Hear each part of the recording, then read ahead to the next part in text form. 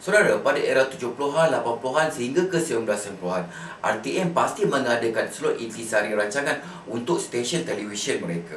Pada kebiasaannya, slot intisari rancangan ini saudara dibaca pada sebelah petang dan juga sebelah malam.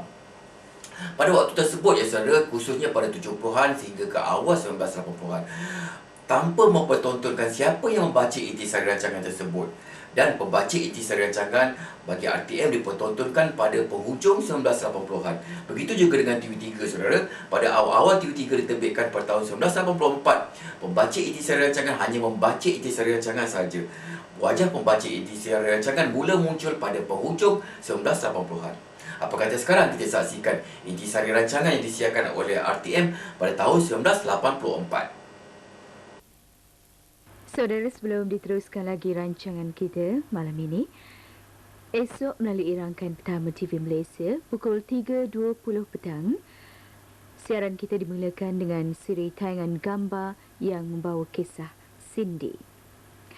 Kemudian satu rancangan menarik dapat kita saksikan esok, iaitu Tenko yang membawa episod kedua pada pukul 4.57 petang. Cerita mengenai pendaratan Jepun ke Singapura. Pukul 6.12 petang, bimbingan agama disiarkan dengan tajuk Adab-Adab Mengajar, bahagian pertama oleh Ustaz Muhammad Ali Abu Bakar.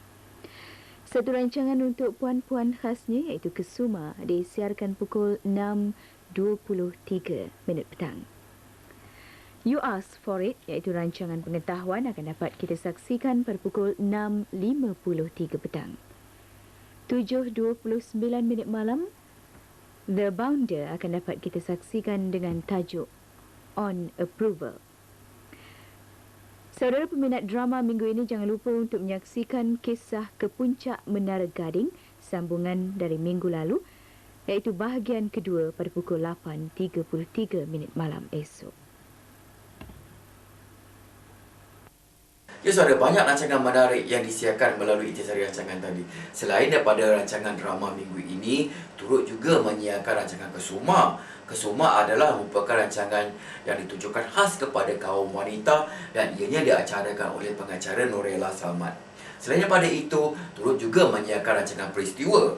Boleh dikatakan pada era tersebut, saudara, rancangan Peristiwa ini boleh dikatakan setiap malam disiarkan. Ianya disiarkan pada jam 9.30 malam.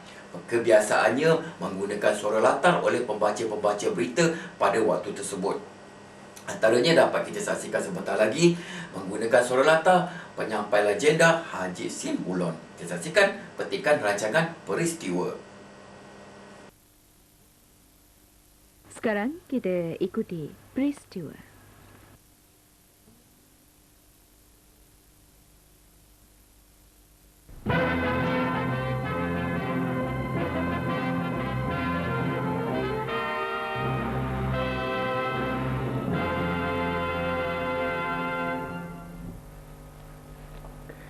Kempen kepimpinan melalui teladan baru dilancarkan tahun lepas oleh Perdana Menteri Datuk Seri Dr. Mahathir Mohamad. Sejauh mana pencapaian objektifnya mungkin dapat dilihat dengan meneliti perkembangan jabatan-jabatan kerajaan dalam masa setahun ini. Antara yang ketara ialah konsep pejabat terbuka, catatan tugas harian, menjaga kebersihan pejabat dan memberi layanan baik di kaunter. Kempen penerangan mengenainya masih giat dijalankan melalui pameran seperti di Auditorium Mara Kota Baru, anjuran Kerajaan Negeri dengan Arsip Negara.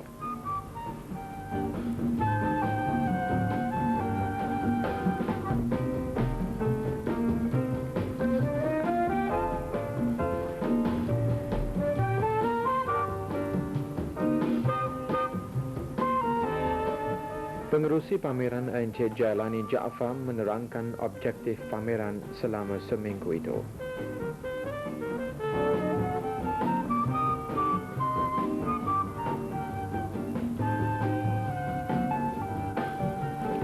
Menteri Besar Kelantan Datuk Haji Muhammad Yaakob merasmikan pameran itu.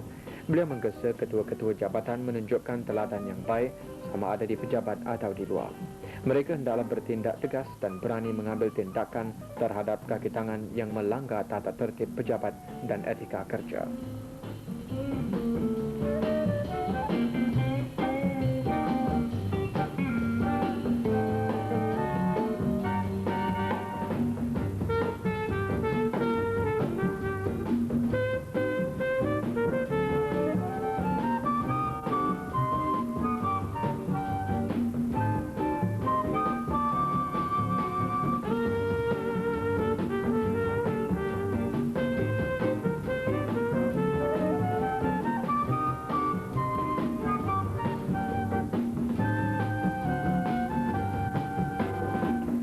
Pameran ini meliputi tayangan gambar dan video, gambar, dokumen dan poster.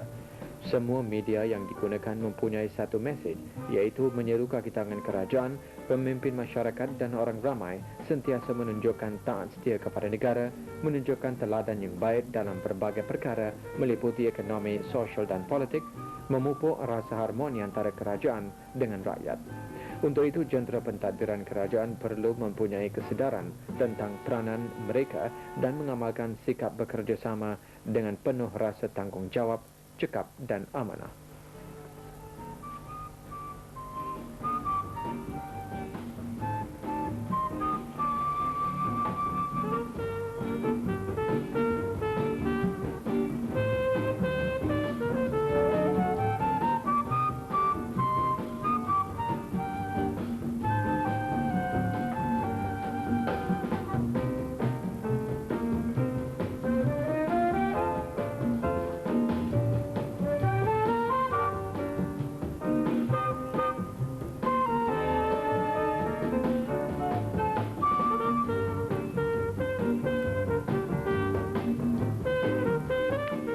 Menteri Besar pada hari yang sama juga telah merasmikan sebuah sekolah menengah Bustanul Arifin yang terletak di Kampung Berangan, Tumpat.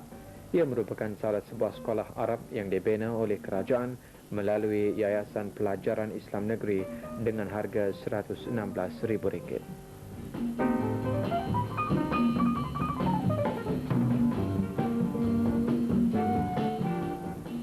Datuk Muhammad Yaakob dalam ucapannya menegaskan tentang penerapan nilai-nilai Islam. Ianya akan dapat dicapai sekiranya semua pihak menggembelin tenaga. Banyak lagi sekolah agama akan didirikan di negeri itu dalam usaha mencapai matlamat tersebut.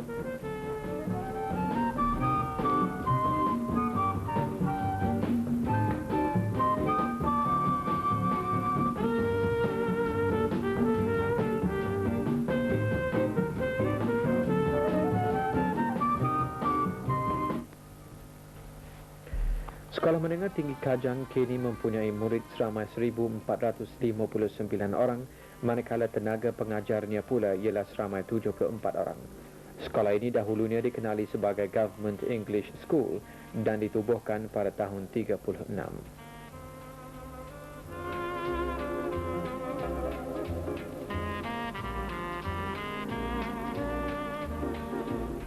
Baru-baru ini sekolah ini mengadakan hari ucapan dan penyampaian hadiahnya yang ke-56 serta pelancaran tabung kolam renang sekolah oleh Menteri Pelajaran Datuk Abdullah Haji Ahmad Badawi.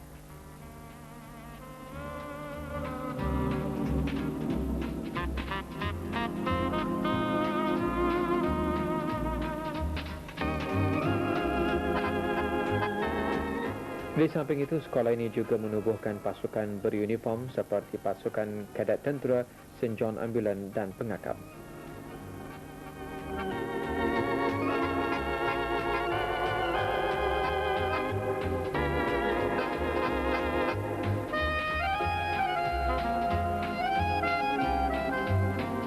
Datuk Abdullah berkata kementeriannya memandang berat mengenai penglibatan pelajar dalam kegiatan core curriculum dan akan mengeluarkan arahan mengenai kegiatan-kegiatan yang mesti disertai oleh para pelajar mengenai hal tersebut.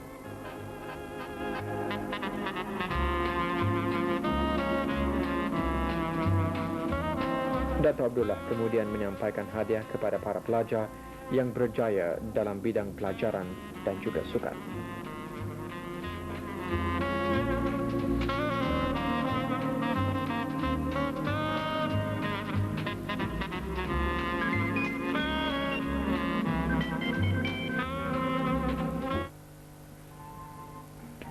Sabah sedang giat mempelbagaikan perusahaannya sama ada di sektor pertanian maupun perindustrian.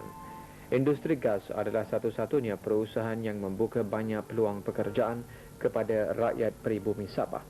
Perusahaan itu menarik perhatian Menteri Perusahaan Awam Datin Paduka Rafidah Aziz.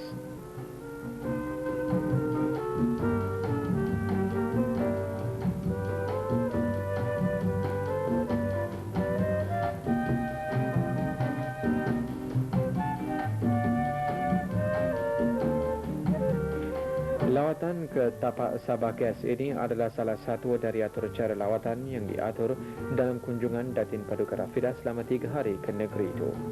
Pengarah urusan Perbadanan Tenaga Sabah, Haji G.R. Ismail berkata, saluran pipe gas loji syarikat itu dari Semarang di wilayah Persekutuan Labuan telah pun memulakan operasinya kini dalam peringkat ujian. Loji metanolnya pula sedang mengeluarkan hasil.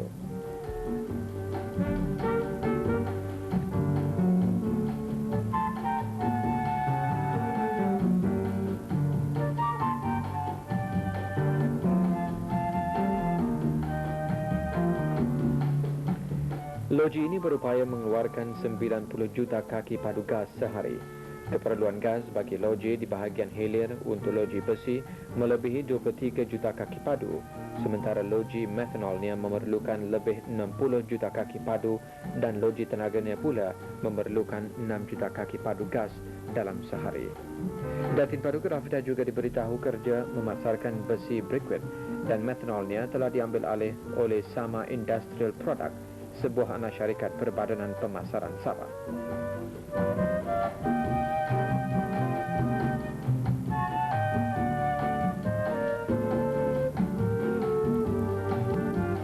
Bila semua loji ini beroperasi sepenuhnya kelak, keupayaan pengeluaran gasnya juga akan dilipat gandakan. Perusahaan ini menghasilkan pendapatan yang lumayan kepada negeri Sabah keseluruhannya serta mengukuhkan lagi ekonomi anak negerinya.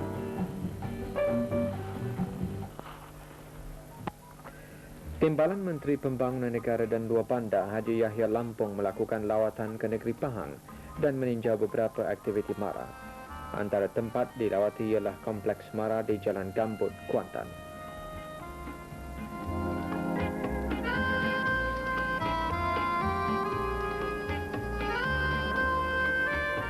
Pembinaan kompleks ini dimulakan pada tahun lalu dan dijangka siap dalam 2 tahun lagi. Kompleks ini dibina secara berperingkat-peringkat. Sehingga sekarang lebih 1.2 juta ringgit telah dibelanjakan bagi pembinaannya. Kompleks ini akan mempunyai ruang perniagaan dan pejabat untuk disewakan kepada para peniaga Bumiputra. Jumlah perbelanjaan bagi kompleks ini adalah dianggarkan lebih kurang 10 juta ringgit. Ibu pejabat MARA Negeri Pahang juga akan ditempatkan di kompleks baru ini.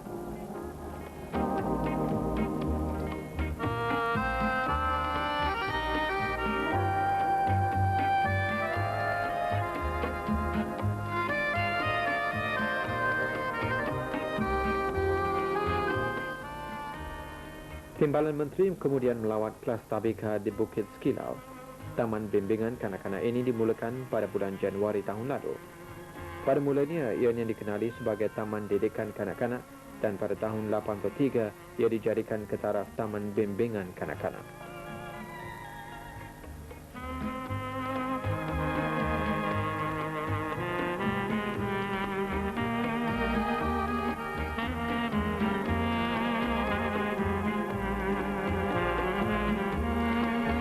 Maktab Rendah Sains MARA Cawangan Kuantan sudah genap 10 tahun dan lebih 5,000 pelajar telah mendapat pendidikan di maktab tersebut.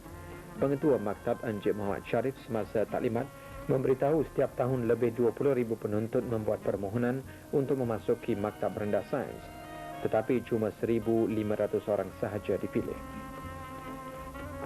Haji Yahya Lampung juga melawat Bank Rakyat Cawangan Kuantan.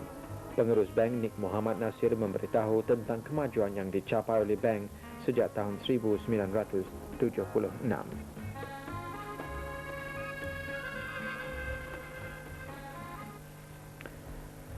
Hendak seribu daya, tak hendak seribu dalih. Berkat semangat dan kegigihan 2 orang buta, Encik Terry Cheng Hua Liang dan Encik Lee Yuen Lit, berserta dengan 2 lagi rakan kongsi mereka yang tidak buta, telah berjaya menumbuhkan sebuah syarikat usaha sama. Pelancaran syarikat tersebut dilakukan oleh Timbalan Ketua Pengarah Kementerian Kebajikan Masyarakat Encik Muhammad Hussein. Beliau berharap syarikat ini akan menjadi contoh kepada mereka yang kurang bernasib baik. Kerajaan katanya akan memberi bantuan seberapa boleh bagi membantu mereka.